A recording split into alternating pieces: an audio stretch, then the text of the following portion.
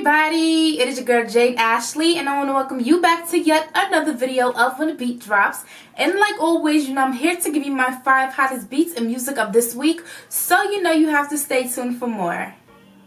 Okay guys, so let's dive into this week's beats. But before I get into the first beat, I want to wish everyone a happy November. By the time you guys see this, November would have already started. So happy November. So now we can get into my first beat of this week. And my first beat of this week, I kind of mentioned it in a beat maybe 2-3 videos ago, but I did not remind you guys that it was actually coming on this past week. And what I'm actually talking about is Ja Rule's new reality show, Follow the Rules, featuring him and his family. And the first episode, and I absolutely love the show. When I tell you guys that I laughed from the beginning to the end, that is, the complete truth. And one thing I like about this show is, it falls in a category of, Run's House and, T.I. Family Hustle, where we see like these well-known rappers that we know, and we see them playing the father, the husband role, and we get to see like a different side of them. So Ja Rule, we know that he's been off the scene for a little while. He went to jail a few years ago. He's been out since like 2013. I remember he came out like 2013. Yeah, like 2013 Ja Rule came out.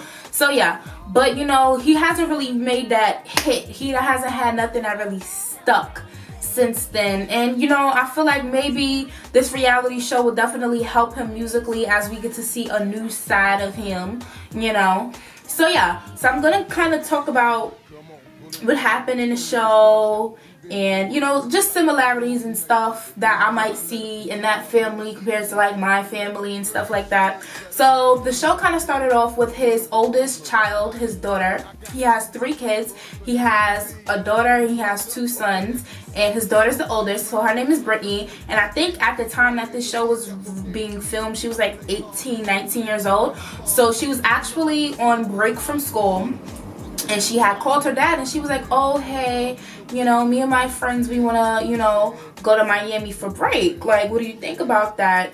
And she had like kind of brought up like guys and stuff. So then he was like, absolutely not, you will not go to Miami with your friends, you can come home. So then she was like, oh word, all right, so I'm gonna bring my boyfriend. So he was like, what?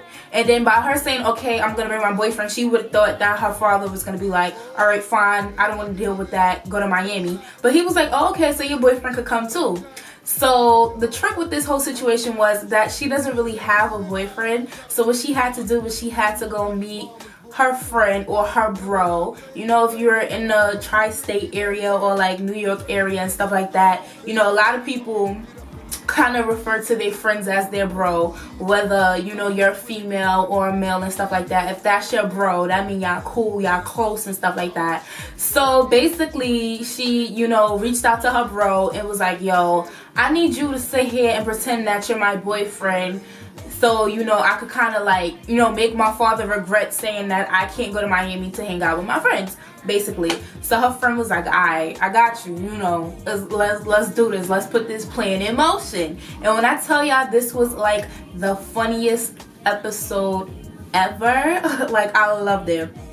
All right, so basically her friends and her boyfriend, who's actually her friend, got to her parents' house and stuff like that. And basically they were trying to do any and everything to like upset them, or upset her father mostly, but kind of turn them off to the whole situation that their daughter has like this boyfriend and she's open about it and stuff like that. So one thing that he did was, I forgot her friend's name. I really did. He was kind of cute actually, but I forgot his name.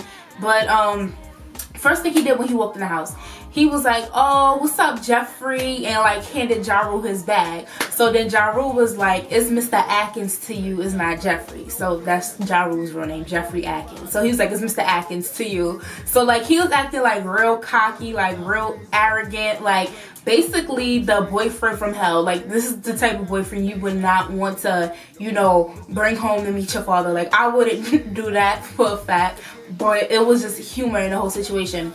So Ja Rule kind of like challenged him like right out the gate.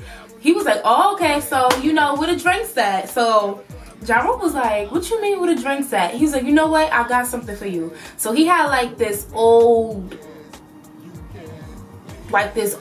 cognac wine type thing that had like a snake in it. Like it was something that you see that they would probably drink on like Fear Factor or something like that. So then he was like, all right, let's have a shot. So he poured the shot for him and the fake boyfriend. I really wish I would have remembered his name, especially because he was cute. But you know, he kind of poured it and he like accepted the challenge. Another thing that his daughter and her fake boyfriend tried to do to like kind of turn him off was they was talking about the daughter, right? So then her name is Brittany, so she calls herself B Stacks or something like that. So then the boyfriend was like, well, I like to call her B Nasty. And he was like, you would not call my daughter B Nasty. And he was like, but that's the name I like to call her. And he was like, no, her name is Brittany, ain't no B Nasty. Another thing that happened was they was like running back and forth upstairs trying to plot and plan like what they could do to like, you know, make him upset and stuff like that. So then she was like, all right, so I'm gonna kiss you on your cheek and, you know, I'm gonna leave my lipstick on your cheek and stuff like that, and then, you know, just go downstairs and, you know, just see what he says about that. So then she kissed him on the cheek, so she left like the imprint of her her lipstick on his cheek. He went downstairs and he was like, whoa, whoa, whoa, whoa, whoa, whoa, whoa, whoa, what is that? So she was like, oh, I'm sorry, I done left my lipstick on your cheek. Another thing was when they was preparing for bed, you know, she was in a room with her friends, and, you know, the fake boyfriend was going up on her bed, and he was like, what are you doing? He was like, I'm getting ready for bed. And then he was like, you will not be sleeping in here. And then when he was getting his bag and stuff like that, he saw like condoms, and then he was like, what is this? And he was like, you know, you have to have protection. Like he was just doing all types of stuff to like push Ja Rule over the edge, to the point that it got too crazy, because he was like, you know what, I cannot take this no more, I am over it. So then she was like, all right, this is fake, this is not my boyfriend, this is my friend and stuff like that, I'm just trying to teach you a lesson. Like that was basically like the highlight of the first episode, his daughter trying to teach him a lesson about not letting her go to Miami with her friends. So she was like, all right, I'm gonna bring a boyfriend home. Aside from that, Ja Rule's mom and his wife's mom, they like live in the house with them, because when Ja Rule like went away to jail, you know, both of their moms moved in to like, you know, help out the kids and like the household and stuff like that. So like they still live there now that he's been out or whatever. And one of the grandmothers, I can't forget whose mom, I can't remember if it was Ja Rule's mom or his wife's mom, but one of the grandmothers, they didn't know how to drive, so the other grandmother was teaching her how to drive. So it was a scene where she was like in a parking lot, you know like every time you watch a reality show or some type of show or some type of movie, when they trying to teach somebody to drive, they go into like an empty parking lot, or people might do that in real life. I didn't do that in real life when I learned to drive, but anyway, so they was in an empty parking lot, and one of the grandmothers was teaching the other grandmother how to drive. So then Ja Rule's two sons in the back, he has a son called Jeffrey, who's a junior, and he has a youngest son called Jordan. And his youngest son reminded me of my brother, because my father and his kids is 3 of us. It's 2 boys, 1 girl. I'm the only girl and I'm the oldest. And then his youngest son is Jordan, and my father's youngest son is Jordan. So in the way his son acted, it kind of reminds me of my brother, because he was like, you know, too smart for his age, too smart for his own good. He knew everything, put everybody like in their place. Like he kind of like took the charge role, and that's how my younger brother is, that he just know everything. Like you can't tell him he act like he done been here before, and like he older than you and you the oldest and stuff like that. So his youngest son Jordan reminds me of my little brother Jordan. His first son Jeffrey, his junior, he reminds me of my other brother Gerard, because like they just some badasses. Like his son was in the car cursing and stuff like that, because the grandmother, she kept on stopping short on the brake, so he was sitting there cursing, and the grandmother was like, you better not be cursing in this car. Like he was like, oh my gosh, you're gonna kill us. And then another thing that happened when he interacted with his son was kind of like, you know, getting dressed like and stuff. So then Ja Rule was like, yo, what are you wearing? Like, how are you gonna sit here and have on Nike socks with Jordans. Like, how does that work? Like, it was just like, I just like the atmosphere that's like in his household. Like, everyone looks like they have fun together. So I'm absolutely excited to see this new season of Following the Rules. So if you guys want to check it out, be sure to tune in to MTV Monday nights at 10 p.m. You'll definitely enjoy it without a doubt. So moving on to my next episode, or my next episode, my next topic, or my next beat of the week. This was definitely a hot topic of the week, and this was the whole Blac Chyna tatting Future's name on the side of her hand. And for a couple of weeks, you know, it's been rumored that Blac Chyna and, you know, Future have been dating and stuff like that. You know, I tend to not like pay attention to things like that. But, you know, it kind of got out of hand this week when Blac Chyna posted a picture where basically it looked like she got Future tatted on her hand. And everybody on the internet, on social media, went all off. They was like, oh my gosh, she is so stupid. And what made it worse was that she posted it, I think like on Monday or something like that, and that was actually Sierra's birthday. So they was like, how shady can she be to sit here and post Sierra's baby father's name on her hand on Sierra's birthday and stuff. So like, a lot of people had their opinions about the situation, but as the, you know, the week kind of like progressed and stuff like that, and everybody had their rumors and their comments about the situation, Future, he actually took to his Twitter page to basically let us know that ain't no relationship. He tweeted exactly saying, single and focusing on what makes me happy, satisfying my fans with great vibes and waves consistently is the turning up winning. You know I don't fuck with no rumors. So then I remember Charlemagne in particular, he gave Blac Chyna Donkey of the Day, because he was like, so you basically gonna tat this man name on your hand, and then he gonna come out here and he gonna be like, I ain't in no relationship. So everybody was like basically get on Blac Chyna like, girl, you stupid, like you gonna lose your man to a little girl, aka you losing Tyga to Kylie, and then you want to go out here and be with the next rapper who's a baby father of a R&B. Like, it was just all a mess. It was just a mess. So then basically Blac Chyna's response to the whole situation was she kind of started this whole hashtag on Instagram, and she posted a message saying, Sharpie my name so I know it's real, Blac Chyna, following all back. So the hashtag was actually Blac Chyna Sharpie. So she, like, if you like go to her Instagram, like, she's literally sitting there reposting people that kind of like put her name in Sharpie on the side of their hand. So I don't know what's going on. Apparently after all of this was happening, Future kind of posted like this, and I'll put it on the side somewhere, posted like a clip of his upcoming video for Rich Sex, and it looks like Blac Chyna is the leading girl. So now it's kind of like, oh, maybe she just did it for the video. Maybe it's not a real tattoo. It looks real, but maybe it's not real. So I don't know. I don't know what's going on with Blac Chyna and Future, but that was definitely something a lot of people kind of talked about. So let's see what happens when the video for Rich Sex comes out, and let's see if the camera ever focuses on Blac Chyna's hand to see if, you know, the whole tattoo thing just being a part of the video. We just gonna have to wait and see. But I would highly doubt that Blac Chyna was a little cuckoo enough to say and, you know, tat Future's name on her hand.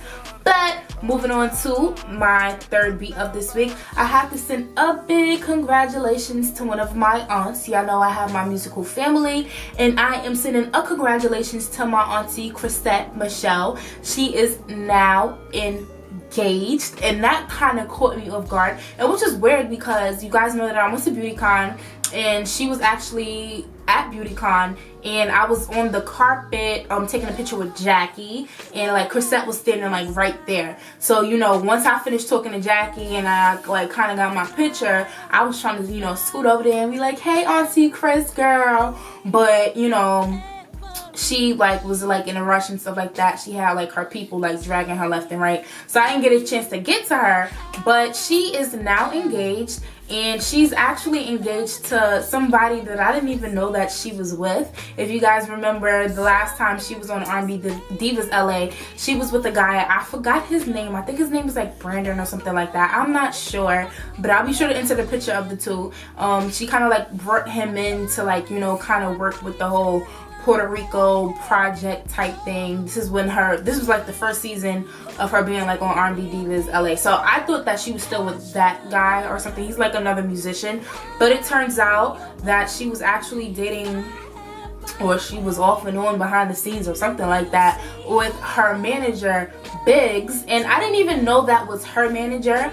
I know him as Chinx's manager, and the only reason why I know him as Chinx's manager is because after Chinx had passed away, and you know, it was time to like kind of promote his album and stuff like that back in August, it was his manager Biggs and it was his wife that was doing like the radio interviews. Of course I saw The Breakfast Club, of course I saw Hot 97, and then I saw when they went on DJ K Slay's radio show as well. So that was my first time like ever seeing Chinx's manager and stuff like that. So then when I saw that she was engaged to him, I was like, huh?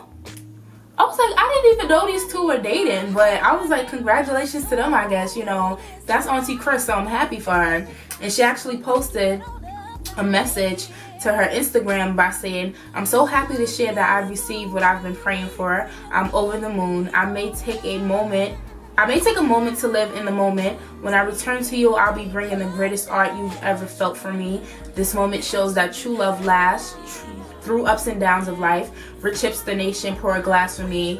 The soon-to-be Chrisette Michele Ellison. So I was like, oh, congratulations to Auntie Chris. So she basically just told us she about to step away and enjoy being engaged. And when she come back, she will have, you know, some music for us. So yeah, I'm excited for her. Shout outs to Auntie Chris and Biggs for, you know, getting engaged. I'm happy for her. So yeah, moving on to my fourth beat of this week, I have to talk about my best friend, August Alsina. You guys know that he kind of made the top 5 within my, you know, top moments of 2014 when I did my New Year's video. So, you know, ever since then he hasn't like really released his sophomore album, but he does have a title for his sophomore album, which is This Thing Called Life, and he has been releasing, you know, new songs here and there. So this week he released a new song called Song Cry, which is kind of like his, I guess you can say, like his play on Jay-Z's Song for Song Cry, which is my favorite Jay-Z song, by the way.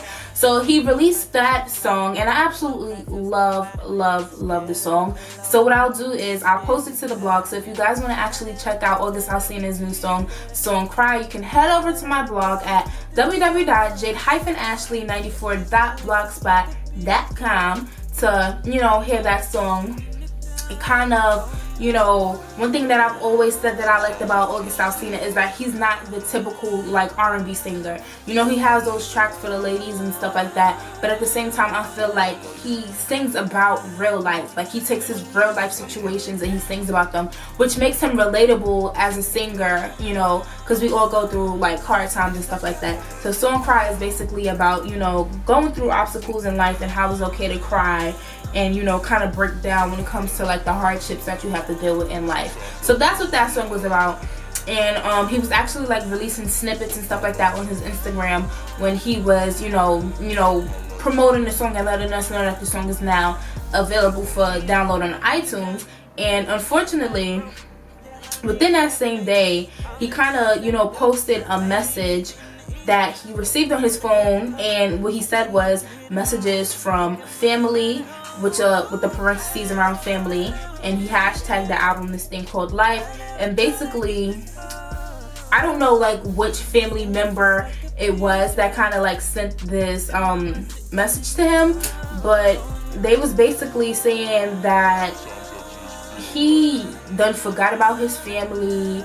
They sat here and brought up his brother who was killed, talking about how he got his brother killed. Like, it was just so much unnecessary stuff that was like going on, and the like a lot of things that like no matter how mad you get at people, you just don't want to kind of bring up. And they were just saying how, you know, he done got famous and then forgot about his family and stuff like that. And I'm sitting here like, I don't know his personal family business, but I do kind of, you know, see him with his family a lot. I know that his brother who did pass away, Mel, he's kind of, you know, he takes care of his nieces, his brother's, you know, daughters and stuff like that. And I've always seen him around, you know, like when he's not on the road, you know, doing music and stuff like that, and he's home, I've always seen him like with his nieces, who are just the cutest, by the way. And then he has another brother who just had a baby not too long ago, so he's always with that niece, and you know, I see them on Snapchat and stuff. So I don't know what family member this is, because you know, when he's on his downtime and stuff, I see him hanging out with his family. He mentions his brothers, his nieces, see his mom and stuff. So I don't know, like I said, for like the umpteenth time, what family member, but it was just some shit that just shouldn't have been said within those text messages, especially when they brought up, I know you had your brother killed and stuff. I was like, okay. And y'all know I consider August to be my best friend, so I was getting a little heated. But like I said, I don't know what's going on, so I'm just praying for August. Hopefully whatever, you know, family situations he got going on, hopefully it's kind of worked out. But look, that's the type of stuff that kind of, you know, triggers stuff like his song Cry. So yeah, shout outs to August. I am sitting here waiting for this sophomore album, this thing called Life. So hopefully sooner or later you'll have, you know, an album release day, because you know it's been over a year since Testimony has been released. So yeah, moving on to my last beat of this week, I have to talk about Miss Rihanna. So the last time I talked about Rihanna, I'll let you guys know that she revealed the album cover and name for her upcoming album, her 8th studio album, and it will actually be called Anti. And it was also revealed this week that she signed a $25 million deal with Samsung. And basically what this deal is, like, she's basically, you know, teaming up with Samsung to like promote their products, like their Galaxy products and stuff like that. And in return, you know, they're like they kind of like partner, or they have like some involvement with like her music and like her touring and stuff like that. And it kind of made me think about when Jay-Z released the Magna Carta Holy Grail. A lot of people who had, you know, Samsung that had Galaxies and stuff, they were able to get the album a week earlier than those who had to wait to purchase it like online or in stores and stuff like that. And at the time, I was I'm iPhone. Everything I got is Apple now, but at the time I was actually a Galaxy user, so I was able to have, you know, the album a week early. So like with this deal with, you know, Rihanna and stuff like that, you know, Samsung, you know, they kind of like, you know, have a hand in like distributing like the music. And it might be the same deal where, you know, people who have, you know, Galaxies and stuff may get her new album Anti a week early. They also have involvement in whatever touring that she's gonna do. So I mean, $25 million, that's a big deal for Rihanna to just basically sit here and promote their products, and then they just have involvement with her music.